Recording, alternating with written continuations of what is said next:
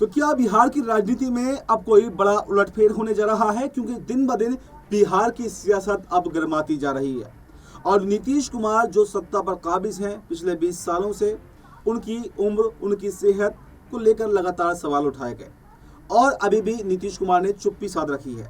एक मर्डर कांड होता है, विपक्ष लगातार हमलावर होता है, लेकिन उस पर भी वो चुप्पी साधते हैं, कोई प्रतिक्रिया उस पर मीडिया के सामने आकर के वो नहीं देते हैं। एक तरफ चुनाव आयोग जो है वो वोटर लिस्ट वेरिफिकेशन कर रहा है, उसमें विपक्ष मोर्चा खोल रहा है, बात सुप्रीम कोर्ट तक पहुंच जा रही है, लेकिन सत्ता पक्ष या फिर नीतीश कुमार बीजेपी चुप्पी साधे हुए हैं। लेकिन शायद इसका नुकसान नीतीश कुमार को भी हो सकता है, नीतीश कुमार का वोट बैंक भी कट सकता है, क्योंकि बीजेपी की मंशा तो यह है कि वो अपना सीएम बनाए और इसीलिए अब तक बीजेपी ने ना तो सीएम फेस अनाउंस किया है और ना ही सीट शेयरिंग पर कोई सहमति अभी तक तो बन पाई है। तो सवाल यह है कि नीतीश कुमार आखिर कहाँ सो रहे हैं, नीतीश कुमार आखिर खामोश क्यों हैं और क्या नीतीश कुमार की खामोशी में कोई बड़ा तूफान लाने वाली है नीतीश कुमार की खामोशी? क्योंकि नीतीश कुमार जब जब ज़्यादा खामोश हुए हैं तब तब वो तूफान लेकर के आए हैं। नीतीश कुमार बड़बोलापन नहीं करते, वो पहले से कोई संकेत नहीं देते, एकदम से फैसला लेते हैं और सब कुछ पलट जाता है। यही हुआ था 2024 के चुनाव से पहले भी।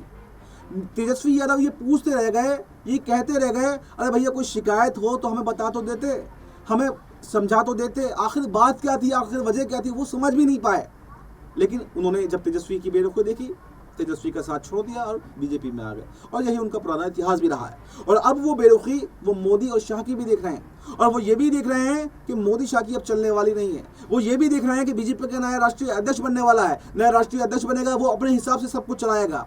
तो उनकी दाल अब गलने वाली नहीं है, क्योंकि मोदी शाह से तो उनकी डील हो गई थी कि ठीक है आप मुख्यमंत्री बनिए, हमें केंद्र में समर्थन दीजिए।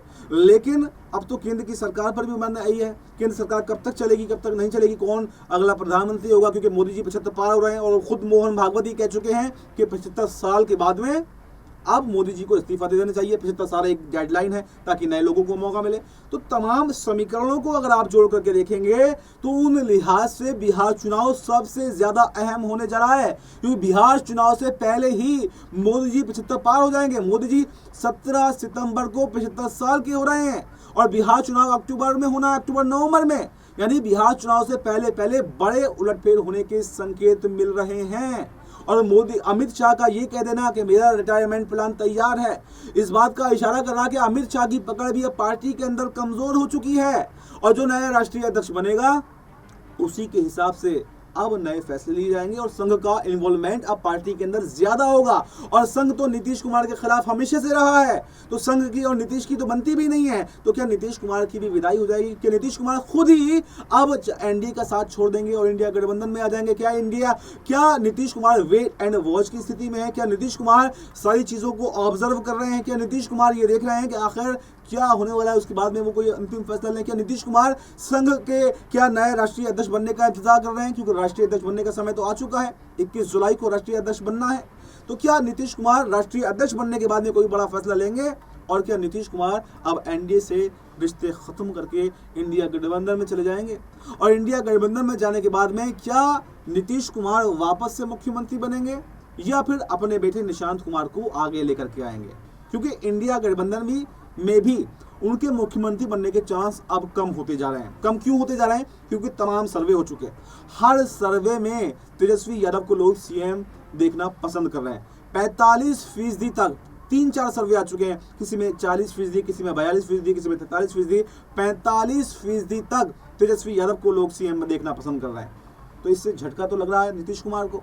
और तेजस्वी यादव को जब सीएम बनना देखना पसंद कर रहे हैं तो फिर क्यों आरजेडी या तेजस्वी यादव नीतीश कुमार को मौका दे? ये एक सवाल बन गया है। तो ऐसे समीकरण पलट सकते हैं कि अगर नीतीश कुमार जाते हैं, देखिए नीतीश कुमार को लेने से इनकार कभी नहीं किया, कभी भी आप देखेंगे चाहे आरजेडी हो चाहे कांग्रेस हो, यानी इंडिया पूरा गठबंधन हो, उन्होंने नीतीश कुमार को लेने से इनकार कभी नहीं किया।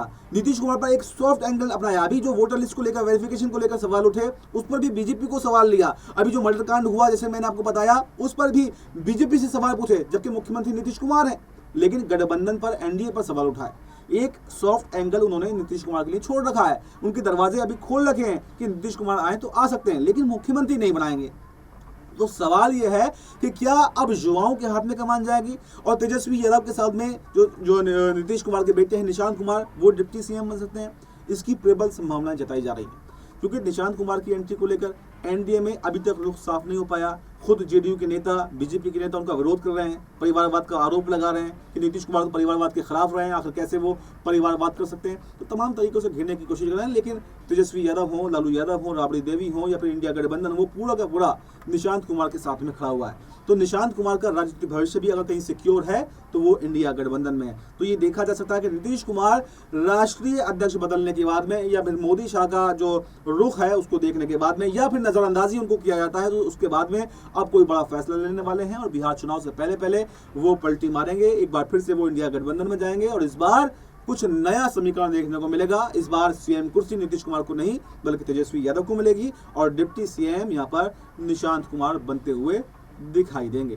तो ये तो देखिए, ये पूरा कायासूत्र के आधार पर है, लेकिन ऐसी संभावनाएं प्रबल बन रही हैं और संभावनाओं के आधार पर ही पूरा खेल जो है वो रचा जाता है। संभावनाओं के आधार पर ही नेता फैसला लेते हैं, सब कुछ संभावनाओं के आधार पर ही डिपेंड होता है। तो ऐसे में बिल्कुल ये देखना दिलचस्प रहेगा कि आखिर कौन नया राष्ट्रीय अध्यक्ष 21 जुलाई को अब बीजेपी का बनता है। उसके बाद में क्या उलटफेर बीजेपी के अंदर होते हैं और क्या मोदी जी अब 17 सितंबर को अपना इस्तीफा दे देंगे, क्योंकि 75 पार वो हो चुके हैं, और क्या मोदी शाह की जो है वो गुजरात वापसी हो जाएगी। कौन नया कमान संभालेगा, बीजेपी का संघ का बीजेपी में कितना इंटरफेयर होगा और उसके बाद में नीतीश कुमार का अगला कदम क्या होगा। सवाल तो बहुत सारे हैं, लेकिन इन सवालों का जवाब तो आने वाला समय ही बताएगा, भविष्य ही बताएगा। और नीतीश कुमार का अगला स्टैंड क्या होगा उस पर ही डिपेंड करेगा कि आखिर आने वाले समय में बिहार की राजनीति में क्या होने वाला है। क्या इंडिया गठबंधन में नीतीश कुमार की एंट्री होगी और क्या निशांत कुमार की जेडीयू में एंट्री होगी, क्या जेडीयू के कुछ नेताओं की छुट्टी होगी और मोदी शाह की क्या स्थिति रहती है, क्या उनका प्रभुत्व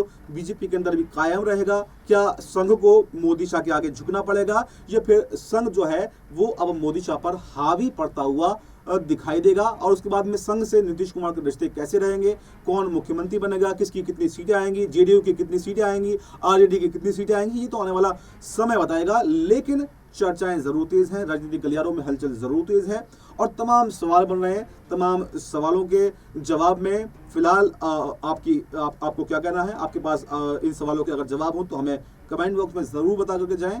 और फिलहाल हमें दीजिए इजाज़त, नमस्कार।